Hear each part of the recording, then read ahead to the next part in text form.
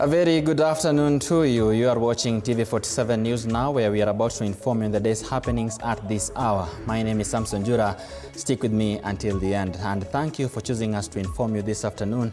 Your time is greatly appreciated. 22047 is the short SMS code. The hashtag on X is TV47 News now. We are streaming live on Facebook at TV47 Kenya, as well as on YouTube at TV47 Kenya. You can tag me on X at OJ Samsons. Let's begin the broadcast. Learning in public universities is set to resume after lecturers called off their strike that had lasted for 49 days. The lecturers' unions and Ministry of Education officials announced the deal to end the strike following a whole morning meeting held at Jogo House. Apart from paying the 7.9 billion shillings arrears in two phases, the unions and the ministry officials agreed to conclude the 2025-2029 Comprehensive Bargaining Agreement (CBA) within the next 30 days. Let's listen in. Never be divided, we shall never.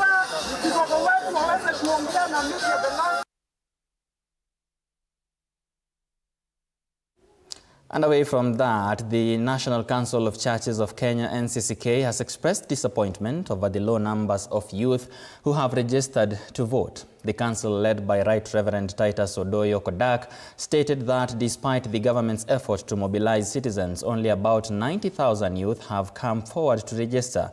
Additionally, the NCCK has urged the national government to seriously address the issues of unemployment among the youth, saying it continues to affect their participation in social and political affairs in the country. We are therefore deeply perturbed that only 90,000 persons have registered as voters since the exercise was initiated 1 month ago. We remind our people, and especially the youth, that failing to register as a voter is a cruel betrayal of the blood of the Gen Zs and other Kenyans who were killed during demonstrations in 2024-2025. Bankrupt. The result of the rising rate of unemployment is rampant insecurity coupled with violence and loss of lives. We call upon the country and national governments to speedily reverse the intensive and draconian laws and policies that are suffocating the business environment in Kenya. Meanwhile, Kitui Governor Julius Malobe has lamented delays in the disbursement of county funds from the National Treasury, saying the situation has greatly affected planning and the fulfillment of development promises. Speaking during the Senate Committee on Lands, he emphasized the importance of timely disbursement of these funds as a key way to support the growth and stability of counties. He also urged the Senate to intervene in the matter. Additionally, the Governor Malombe also praised the significant progress made in environmental conservation projects within the county as part of efforts to address the challenges posed by climate change. Those funds come. The Senate has passed the disbursement schedules, and they are not being disbursed. And the financial year ends with a very minimal percentage are being disbursed. And the funds are there, and the donors or the development partners are saying, you know, the money was lying there. Is there a way it could be disbursed directly? For the equitable share, it is understandable that the government, national government, has to collect and then disburse. But these donor funds, they are lying at the treasury. So I don't know why, what is the reason as to why they cannot be disbursed in time. The Kenya Union of Post-Primary Education Teachers (KUPPET) has threatened to camp at Teacher Service Commission offices across the country to pressure the government to employ 20,000 junior secondary school teachers currently serving on contract basis, led by the union's Mombasa branch secretary Lynette Kamadi.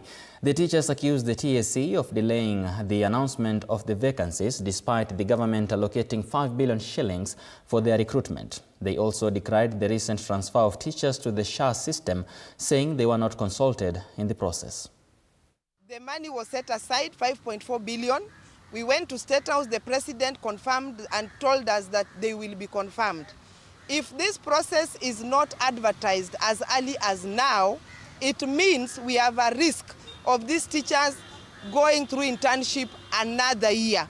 Please, honor that and do the necessary. Employ those teachers, confirm those teachers. There are only 20,000 teachers, and if possible, add more teachers. We shall not allow teachers to die of workload and stress related at the places of our work. Whatever you want to do, not even telling us what that new document is about the SHA, shifting us without us participating and giving our own views. Listen to the government of Kenya. We are not going to relent. This war you are starting, we have full armor of fighting it.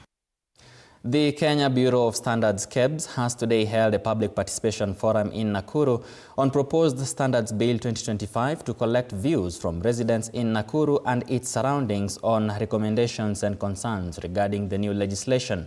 The 2025 Standards Bill seeks to overhaul Kenya's current quality assurance framework by repealing the decades-old Standards Act Cap 496. The proposed law introduces a modernized structure for standardization, metrology and conformity assessment, ensuring that goods and services in the Kenyan market meet internationally recognized levels of safety, quality and reliability. The Standards Act was established well back in 1974, and for more than 5 decades we have operated with an outdated law, and this is why we are having a new bill. Standards bill that will be more progressive to the needs of the industry, noting that we have quite a number of expansion, both in the manufacturing industry, and as we look forward, we are also looking at innovative technologies, including artificial intelligence, that we need to be progressive even in our performance and delivery of services. Hii sheria inakuja kualign na constitution ya 2010. Ukiangalia article 46 of the constitution nasema ya kwamba kila Mkenya ana haki ya bidhaa zenye quality mzuri. Kuna bidhaa gushi nyingi za kuja katika hii nchi, na zingine ukiangalia quality standards zao iko chini, zinakuja kudhuru wananchi. So kazi moja ya KEBS ni kuensure ya kwamba under the Bill of Rights article 46 ni kuensure zile bidhaa zinakuja hapa ni za good quality standards. As a ministry, we are looking to correct those issues that make the traders, the investors, as well as the manufacturers not be able to access the external market. And Kenya has been ranked among the top countries in Africa with the highest internet connectivity and usage. This was revealed at the close of the annual Governance, Risk and Compliance Conference in Naivasha, organized by the Information Systems Audit and Controls Association, ISACA Kenya, if you may. The Kenya chapter President Boniface Asiligwa attributed the growth to a technology savvy and highly skilled young population, as well as a shift towards digital business operations across institutions and individuals. According to the Communications Authority of Kenya, CAK, improved infrastructure, competitive pricing and growing demand for digital services have also contributed to the growth. Kenya stands at a very unique positioning in the continent. We are among the highest having connectivity, internet connectivity across the region. Our internet usage is among the top 4 in the country. We have a massive technology savvy, skilled young population. That is, so all those are aggregating to our cyber risk profile, and that's why at a national level, yes, we need regulations like the Kenya Computer Misuse and Cybercrime Act. It's not to curtail innovation, it's not to curtail rights to information, which is right in the Constitution, but it's just to make a structured way and not make the country prone to cyber risks, which is a major thing. Cyber risk today is the biggest risk to any entity, including a country, including our very own livelihoods. So in that regard, it is a good time to have this discussion and have these frameworks implemented in place. The Welfare and Development Committee has stressed on the importance of safety and has urged citizens to be vigilant, especially during the rainy season, to avoid further disasters. Speaking in Parliament, led by Chairperson Peter Lokachapong, they also said they are developing strategies to pass a bill to deal with the disasters when they occur, while also offering condolences to the families of the 34 people who died in the Elgeyo Marakwet disaster. Now, these disasters have claimed more than 34 lives so far, displaced hundreds of families, destroyed homes, schools, roads and bridges, and caused the loss of livestock and livelihoods. In response, the government of Kenya has activated its multi-agency emergency response protocols to ensure rapid and coordinated action. These efforts brings together national and county governments, the National Disaster Risk Management Unit, NDMU, the Kenya Defense Forces, the Kenya Red Cross, and other humanitarian partners. Additionally, interventions are ongoing in Tana River, Laikipia, and the Lake Basin region, which have also experienced severe flooding. Under the directive of His Excellency the President, Dr. William Ruto, the National Disaster Risk Management Unit is leading relief operations to rescue, relocate, and support affected families.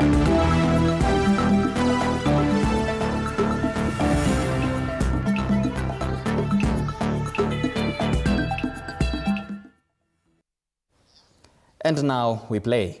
Defending champions Police FC are currently facing Sofapaka in the SportPesa Premier League at Police Sacco Stadium in Nairobi. Police FC missed out on several match days during the Champions League qualifiers and therefore find themselves in unfamiliar territory at the bottom of the table. Sofapaka, on the other hand, currently hold 8th position and are unbeaten in their past 3 matches in the league. The defending champions will seek to assert dominance early against the visitors so as to regain the top position in the league. Elsewhere, Nairobi United picked all 3 points available yesterday after they frustrated Bandari FC in a thrilling match-up where they won 3-1. Kakamega Homeboys are currently on top of the table with 14 points, with Gor Mahia and AFC Leopards following them closely with 13 points.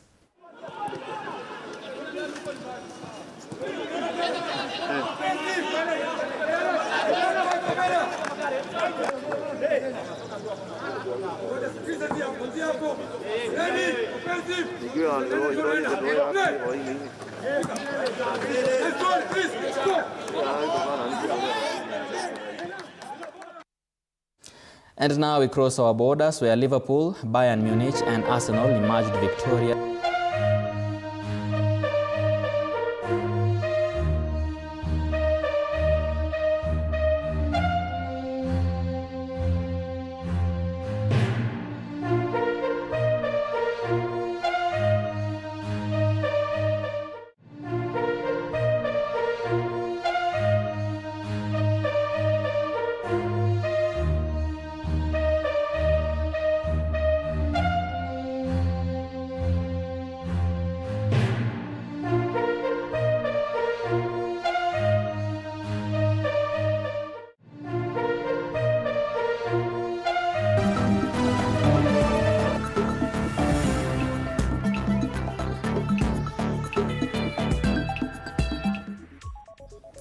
Well, that's all we had time for this afternoon. Many thanks indeed for keeping us company. But remember, we always have this and much more stories available to you on our website at www.tv47.digital. And you can also follow us on WhatsApp at TV47 Digital, on X TV47 Digital, on Facebook TV47 Kenya, as well as on YouTube and on Instagram. My name is Samson Jura.